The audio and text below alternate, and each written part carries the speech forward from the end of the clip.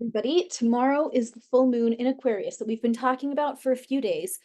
This full moon, if you missed it, is a bit of a doozy, and it's a bit of a doozy on kind of a global scale because of a lot of reasons. Go check out my other video about the Aquarius full moon this month. I posted it 2 videos ago, I think. Um, but there are a lot of global implications today. I wanted to talk exactly about how we can use this full moon for ourselves to make our own lives better. So let's talk about the full moon in general. So the full moon always happens when the sun is as far apart as it can get from the moon. And that's why we get to see the whole moon, because the whole, if this is the sun, and I can't demonstrate with my hands very well, but anyway, when they are furthest apart from each other, the moon reflects the whole face of the sun, and we see the whole circle of the moon. They are as far apart as they can get. And this is a very powerful time to let things go, because that tether between the moon and the sun is as far apart as it can get. On an internal level, we have the sun representing our inner masculine side, or kind of like our thinker, um, kind of like your core personality, versus the moon is going to be the more feminine side, your feelings, the stuff going on under the surface, the stuff going on in your heart. If the sun is like your brain, the moon is like your heart, okay? And then the rising sign is like your face. But when we have the sun and the moon as far apart as they can get, it opens up the space to kind of let things go that should no longer be there. So this is an extra potent full moon, I think, for us letting go of things, because this axis is really all about authenticity and about being true to yourself in a way that some other axes are just not. Um, the theme of Leo is being able to make things all about you, and the theme of Aquarius is making things authentic to yourself and acting in a way that is true to yourself, even if other people don't get it. Okay, where I don't know, I just think that this exact axis gives everybody who chooses to opt into it a lot of extra power to step into their own authenticity. And especially if you've had a lot of trouble with that, this this transit is going to be really, really helpful to you as it shows up tomorrow. And as we build up to it, as we're getting closer and closer to this full moon, things may show up spontaneously and completely organically that are inviting you to take a real look within and say, okay, am I really acting in integrity with myself? I mean, I guess that's really a great word. As I'm saying, I'm like, yes, it's not just about authenticity. This is a great opportunity to renegotiate our presentation of integrity to ourselves and to the world, to really look inside of ourselves and evaluate our past actions and our current actions and say, okay, am I in alignment with myself? Am I doing what I think I should do? Uh, or am I doing things because other people think I should do them? This is going to be extra interesting because we have Mercury retrograde so close to the sun for this full moon. And I don't know, we're actually, let's check it out for today. Is right here. Okay, that Mercury retrograde and the sun are exact today. Okay, um, so this exact day is a very potent time to use that Mercury in retrograde to reflect, review, reevaluate all of the different choices that have gotten us where we are today, and really ask ourselves, like, okay, was I being honest? Was I being truthful? Was I being true to myself when I got myself into this situation? So, sorry, like, how do I talk about what I want to talk about? I'm thinking of a post in my Facebook group, which is called Intuitive Healing with Ali Duzet. And in that Facebook group, a couple of days ago, somebody asked, what's the difference between being a peacemaker and people pleasing? Because, and I think this is an excellent question, right? Especially as a Christian, we're told to be peacemakers, but like, what about those situations where peace is not a natural outcome unless you are involved in people pleasing? You know, people pleasing being acting out of alignment with yourself in order to make other people happy, trying to keep the peace by living out of integrity rather than being a force for peace through other means. Like my thought is like, can you be a force for peace by embodying wisdom and having the tough conversations that are needed in order to have a different outcome? And I think also part of I mean, part of reality is that it only takes one to tango when it comes to conflict, right? If one person wants a conflict, there can be a conflict. I'm just thinking, you know, I think the Middle East is like a really great example of this. It's really funny. My husband is a transcriptionist for the State Department, and so he's always typing up everything that they're saying over there about international events, and they're all perplexed. They're like, the stuff going on in the Middle East could be solved with an email. Why don't they just send an email and say, let's stop killing each other? I mean, this is like at the top of the State Department. I'm like, what? Um, and of course, the reason why is because you can't solve everything with an email. And for some people, they are willing to go all the way a person can go in order to get what they want. You know, if you decide that that reason means nothing and you are just committed to a certain outcome, like no amount of kind negotiating and no number of emails is going to stop the violence to when one party is absolutely committed to violence, right? So Gall, why am I talking about this? Because I don't know why. Let's talk about the moon.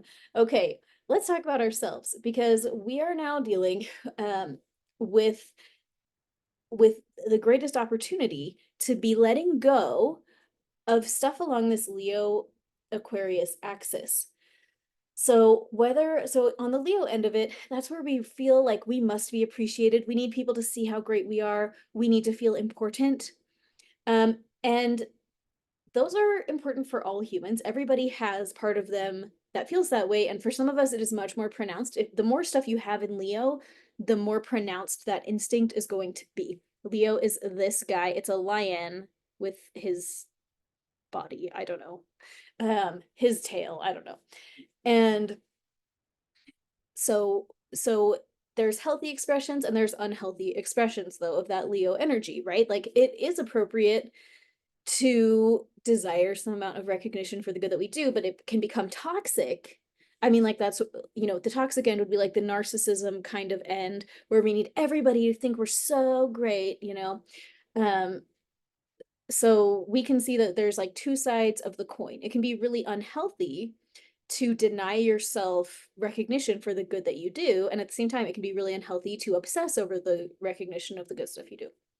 So this is a powerful weekend to consciously sit down and evaluate, what do you want your balance to be? What do you want your balance to be? Are you being sufficiently appreciated? Is it possible that you feeling unappreciated is not based in reality, but it's more based in, your perceptions? And this is a great time where we have some extra oomph with that Mercury there to logically say, okay, what is my perception? Is my perception accurate or not? Like maybe I feel unappreciated, but when I actually look at it more objectively, I see that people actually are grateful or, whatever. Over here, we have the moon in Aquarius, and Aquarius deals with things like humanitarian impulses. Aquarius really wants to save the world. Aquarius is always thinking outside the box to find ways to make an impact. I think Aquarius really wants to impact large groups of people. So where Leo is kind of like all about me, it's a little bit more navel gazy, like looking within, wanting to look good, wanting other people to think they look good. Aquarius can be a little bit less obsessed with that, but what Aquarius is really concerned with is it is impacting large groups of people, and I think to some extent being seen as impacting large groups of people. So interestingly about this axis, when during COVID, during 2020, I saw this article from I think the Salt Lake Tribune where they checked all of these people for their astrological signs to see which astrological signs were the ones that were most getting COVID shots. And by a wide margin, the number two, one and two were Leo and Aquarius. Why? Because that's the axis that really wants to be seen as being a good guy and really wanting to be seen as um, being really good to everybody else. Like Aquarius, it's just really important to Aquarius to be seen as like this grand benefactor to large groups of people. Um, I'm thinking back in the olden days in college, it was funny because I was like I I am still politically conservative, but I was like very conservative, but I was also involved in Amnesty International and all of these like very like the refugee organizations. I don't know. And so I'm like thinking about this axis and thinking about all the people that I was friends with.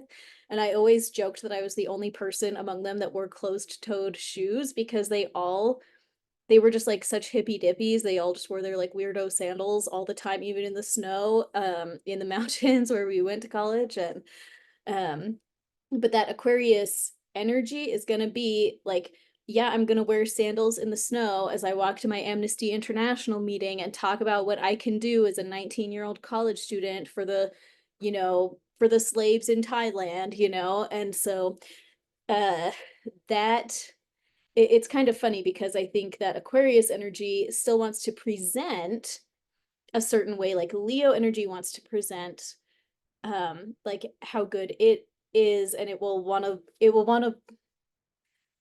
may look flamboyant or be dressed up to look however that person wants to look, but it will typically want to be like very eye-catching and like look at me, versus that Aquarius energy is like the opposite of it, but not really, because it's still look at me. I'm wearing like thrifted clothes with holes in the knees and sandals on a 2-degree day. But look at me because I'm doing it for the greater good. Anyway, when it comes to that Aquarius energy, there's a part of all of us that wants to serve the greater good, and that's our Aquarius self. And there's a part of us that wants to make decisions that other people don't understand and just jump into it without regard for other people's judgments. And everybody has a part of that in them as well, right? We all have a little bit of Aquarius in us. We all have a little bit of Leo in us, even if we don't have planets in those spaces. I do not have any planets in either of those spaces. Um, but there's healthy expressions and there's unhealthy expressions of that Aquarius energy. Like there is the healthy expression of I am going to do what I can to make an impact to serve others on a large scale. And can I do that while being authentic to myself versus like, am I going to self-sacrifice insanely to serve other people? How much am I willing to how far am I willing to go for the greater good? Something else with Aquarius energy is that a lot of times it can have kind of an interesting perspective as far as it can kind of go the route of like to make an omelet you need to crack a few eggs. It'll be like, well, to save the world we just have to remove this entire population, and sometimes that's a little bit of an Aquarius dark side where it's like it's for the greater good, we better just wipe out this group, or we better just shut down freedom of speech. We if it is freedom of speech really good if it disagrees with my political views, and so that Aquarius impulse can end up being a little bit totalitarian, even though it's so freedom oriented. It's a very freedom oriented sign, and that it just wants to be able to do whatever it wants all the time. But because it's so humanitarian oriented, it wants to help everybody. If the individual Aquarius gets it into their mind that the best way to help everybody is to do it this specific way, like we can get into some really weird situations. And I think all of us have every kind of impulse somewhere inside of us, and it's up to us to kind of be conscious of it, take what is unconscious and make it conscious, which is why we're doing this 30 days of taking out the trash challenge, writing out any thoughts that come into our minds just for the front, back, and front of, I guess, 2 pieces of paper every single day. And I think we're on day 24. I'm not sure of that. I'll figure it out before I post this. But Anyway, it's up to us this weekend to get really conscious of, how is my personal balance? How is my balance of putting myself first versus putting humanitarian needs and like all of humanity first? Where is my balance of that? Am I feeling sufficiently appreciated? Am I sacrificing too much? Or am I not sacrificing enough? Could I stand to maybe do a little bit more out of the goodness of my heart to serve a greater group of people? It would be a good time to evaluate, um, where does my heart hold on to any totalitarian leanings, and start being like, hmm, is that a good choice for me? We have some power right now to let that stuff go and to become more conscious of it and start to clear it out. Now this exact full moon, come here. We have this T square with Uranus in Taurus, which again, well, the last time that Uranus was at this degree, we entered World War II, so that's really fun. We may see on a personal level some unexpected surprises show up to really shine a light on this axis. What might that look like? It might look like people feeling unappreciated, people feeling not taken care of, because this Aquarius energy is all about like taking care of other people, and the Leo energy is about like taking care of me. So if you are feeling unappreciated, if you're feeling like other people that are supposed to be taking care of you are not taking care of you, this is going to be triggered, and this Uranus may bring some like surprise situations to the surface to make you process this. And other people are going to be processing this too, and their processing it may involve you when your kid, your spouse, your parent, whatever, comes to you and says, well, I feel like you never really appreciated me, and you're sitting there like, oh my gosh, but I'm dealing with my feelings that you never appreciated me. Okay, so we get to have a little bit of a seesaw here, but because you know about it, you get to take a step back and just be wise in your responses to other people and in your thinking to your own self. Okay, so, oh, well, not to be TMI, guys, but I just know that 1 week of a month, every month, I cannot trust the thoughts that I have about myself, you know? And I discovered this in college. I think I was 18 when I was like, oh, wow, look at this, a monthly calendar for when I'm actually insane and it's not safe to trust my own thoughts. And I just basically made, like a note in my calendar, like anything that you think this week, don't trust it. Like it's dumb. Don't believe it. And I still do that. And and then when all that stuff comes up, I just tell myself, okay, like I honor that I'm thinking these thoughts, but they are they're not accurate and this is dumb. And I'm gonna feel better at the end of the week. And this is kind of the same situation as these things show up that are making you feel really unappreciated, really unseen and unheard and unloved. When you feel like other people aren't putting you first, when you feel like you've put other people first and there's no reciprocation, when you feel guilt for not doing more for humanity, all of that kind of stuff, as all this stuff is coming up, feel it. Feel it in your body, write about it, write it down, write what you want to let go of about that experience. That's the power of the full moon. What do you want to let go of? I want to let go of feeling like I didn't do enough for humanity. I'm one person. Okay? I want to let go of feeling like I'm unappreciated. Like God appreciates me. Can I appreciate myself enough to feel good about what I do? We get to make a list of all these different things, whatever we feel like, whatever comes up, we're gonna write a list of what we're done feeling. I don't want to feel that anymore. Write it down and just say, I don't want to feel this anymore. And that is just a great exercise for the full moon. You can write down what you want to replace it with. I don't even think that you necessarily have to. For me, the power of the full moon is throwing things away, is taking out the trash. Okay, so what is this trash that we want to throw out? And today is a great day because we have the full moon tomorrow. So if you do this exercise today and like set your intentions that tomorrow you're taking out this trash with the full moon, you're going to be letting go all those feelings of unappreciated, the feelings of guilt that you didn't do enough. Um, that can be really powerful. And as the people around you start sharing their issues with this same axis, you can come from a much less triggered place. When you realize everyone in the whole world is getting triggered on this axis, and I don't have to participate. Like, I get to look back and say, okay, no, we're all just triggered right now. It's okay. Like, I see that you're feeling unappreciated right now. I honor that. And we can start responding to it in a calm way instead of a triggered way. Even though we ourselves may also be triggered, we can take a step back and say, no, everybody's triggered right now. We're just going to handle this with compassion and know that a week from now, the vibe is going to be really different. So, okay, get to work. What is your homework, guys? I want you to journal. Write your morning pages like we're doing this challenge.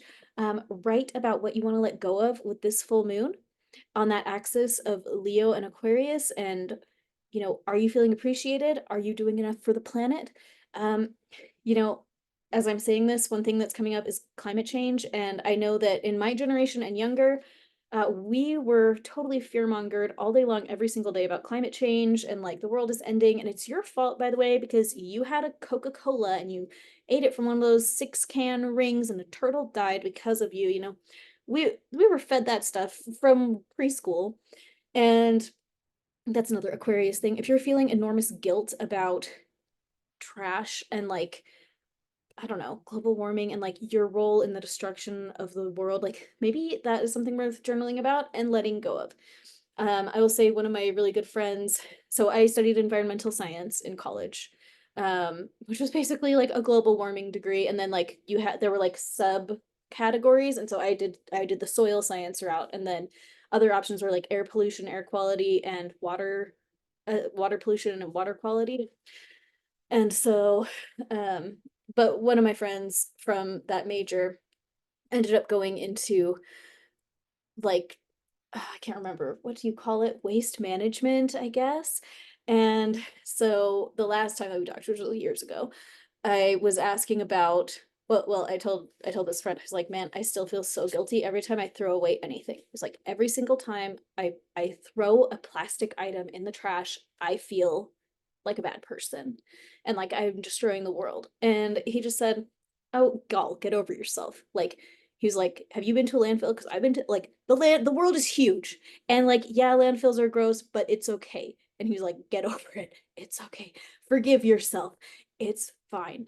And I don't know, I'm still forgiving myself, but I felt a lot better after he told me that, like as a waste management guru, that there is enough space on the earth for our trash. We do not have to personally cry ourselves to sleep because of our personal contributions to any global, worldwide climate issues or environmental issues.